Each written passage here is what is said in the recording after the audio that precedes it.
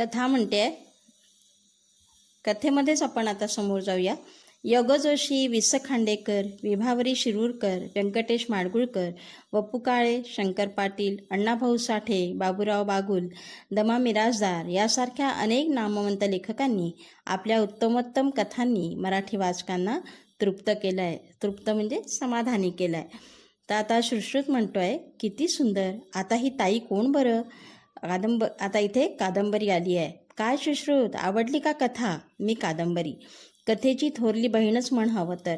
कादंबरी म्हणजे खरं तर मोठी कथाच, पण माझा आवाका कथेपेक्षा फार मोठा. सुश्रुत म्हणतंय, मोठा म्हणजे किती ग? कादंबरी म्हणते, अरे माझ्यात खूप खूप पात्र असतात, त्यांचा परस्पर संबंध असतो. विविध घटना प्रसंगातून माझे कथानक हळूहळू उलगडत जाते. वाचता वाचता माझ्यातील पात्र तुम्हाला ओळखीची वाटू लागतात, आपल्यातीलच भासू लागतात. अनेक अनपेक्षित वळणं घेत घेत मी वाचकांची उत्कंठा वाढवते. आता या कथानकात पुढे काय होईल याचा विचार करत वाचक माझ्यात गुंतून जातो व रममाण होतो. सुश्रुत म्हणतोय, खरंच तुझा आवाका खूपच मोठा आहे. इथे कादंबरी म्हणते, बरं का सुश्रुत, साहित्य क्षेत्रातील सर्वोच्च मानाचा ज्ञानपीठ पुरस्कार वि स खांडेकर यांच्या ययाती या कादंबरीला मिळाला, तेव्हा मराठी माणसांचा ऊर अभिमानानं भरून आला. तर आता आपण ह्या इथे कादंबरीशी संवाद साधला आहे सुश्रुतने, त्याविषयी जाणून घेऊया. तर आता कथेचे कोणकोण लेखक आहेत हे तर कथेने सांगितलंच, की यामध्ये कोणते कोणते प्रसिद्ध लेखकांची तुमची ओळख होते जेव्हा तुम्ही कथा वाचता. आता सुश्रुत इथे कादंबरीशी बोलतोय, आणि कादंबरी कोण? तर कथेची थोरली बहीण. तर आता इथे काही जे शब्द आलेले आहेत त्यांचा पहिले आपण अर्थ समजून घेऊया. आवाका म्हणजे कुवत, त्याचा विस्तार. पात्र म्हणजे व्यक्तिरेखा एकूण असलेली, त्याच्यामध्ये असलेली एकूण पात्र. नंतर उत्कंठा म्हणजे कुतूहल, नवल जे आपल्याला वाटतं ते. सर्वोच्च म्हणजे सर्वोत्कृष्ट. तर अशा प्रकारे आपण इथे कठीण शब्दांचे अर्थ समजून घेतले आहे. तर आता आपल्याला कादंबरीबाबत जी माहिती घ्यायची आहे ती तुम्हाला मी सविस्तर सांगणार आहे. सुश्रुतचा कादंबरीबरोबरचा संवाद होतच होता, तितक्यातच कविता सुश्रुतच्या खांद्याला धरून विचारते. कविता म्हणते, सुश्रुत, ओळखलंस मला? अरे मी आहे कविता. आपली तर फार पूर्वीपासून चांगलीच ओळख आहे, नाही का? तुमच्या पाठ्यपुस्तकातल्या सगळ्या कविता तुम्ही तालासुरात म्हणता. सुश्रुत म्हणतो, हो ताई, मला आठवतंय. ही आवडते मज मनापासून शाळा आणि श्रावण मासी हर्षमानसी या माझ्या आवडत्या कविता. कविता म्हणते, छान हं सुश्रुत, माझं रूप छोटंसं, आटपशीर. मोजक्या शब्दात मोठा आशय व्यक्त करणं हे माझं वैशिष्ट्य. यमक, अनुप्रास अशा शब्दालंकारांनी माझं बाह्यरूप आणि उपमा, उत्प्रेक्षा, रूपकासारख्या अर्थालंकारांनी माझं अंतरंग सजवून कवी मला अधिक आशयगर्भ करतात. सुश्रुत म्हणतोय, मॅडम नेहमीच सांगतात कवितेची शब्दरचना अर्थपूर्ण व चपखल असते. कल्पनांचा सुंदर आविष्कार कवितेत असतो, हे बरोबर ना? कविता म्हणते, अगदी बरोबर. आणखी काय माहीत आहे सुश्रुत तुला? सुश्रुत म्हणतो, ताई, मला असं वाटतं संगीतकारांनी सरराज चढवला की तुझं गाण्यात रूपांतर होतं, कारण तुला मी पाठ्यपुस्तकात वाचतो आणि CD मध्ये, चित्रपटात ऐकतो सुद्धा. कविता म्हणते, छान निरीक्षण आहे हं तुझं. बरं, मला एक सांग, तुझ्या शाळेत मराठी दिन साजरा करतात का? अशा प्रकारे कविता ही सुश्रुतशी संभाषण सुरू ठेवते आहे. तर आता आपण इथपर्यंत झालेल्या पॅरेग्राफमध्ये आलेले कठीण शब्द समजून घेऊया. सर्वोत्कृष्ट म्हणजे सर्वोच्च म्हणजे सर्वोत्कृष्ट, मज म्हणजे मला, हर्ष म्हणजे इथे आनंद, आशयगर्भ म्हणजे अर्थपूर्ण. असं कवितेला अर्थपूर्ण करणाऱ्या ज्या गोष्टी आहेत त्या कवितेने इथे सांगितल्या आहेत. अंतरंग म्हणजे आतला गाभा किंवा गाभा.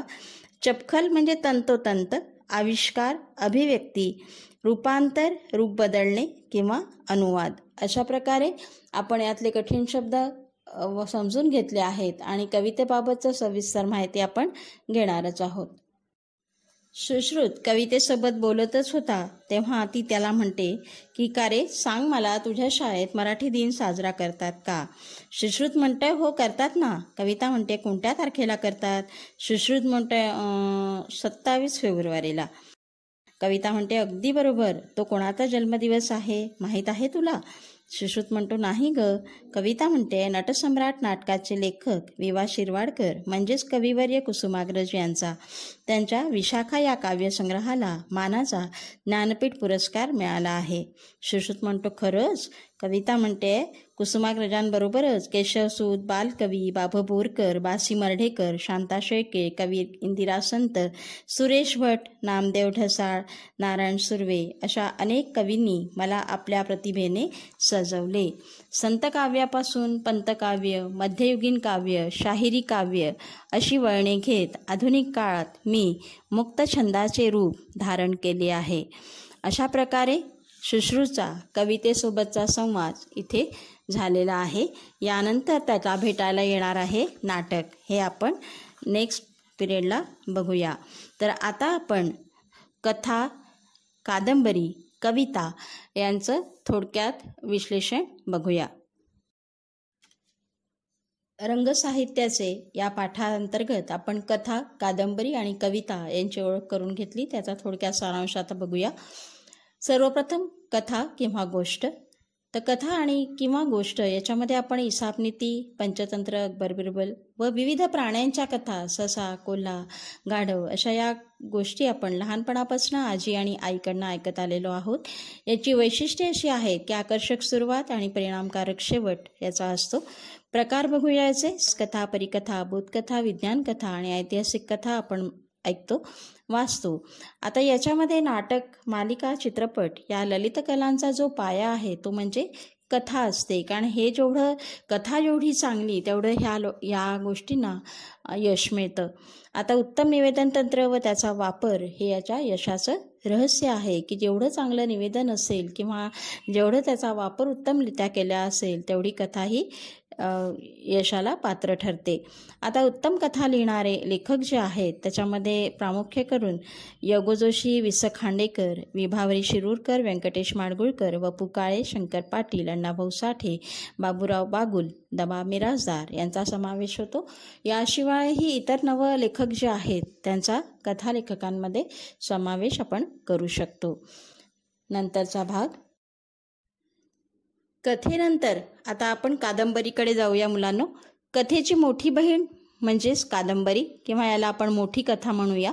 याचा आवाका किंवा विस्तार जो असतो तो फार मोठा असतो, कारण यामध्ये खूप पात्र असतात आणि त्यांचा एकमेकांशी परस्पर संबंध असतो. आता ह्या पात्रांशी जशी जशी आपली ओळख होते तसं जसं आपण त्या कादंबरीशी एकरूप होऊ जातो आणि त्याच्यात गुंतत जातो.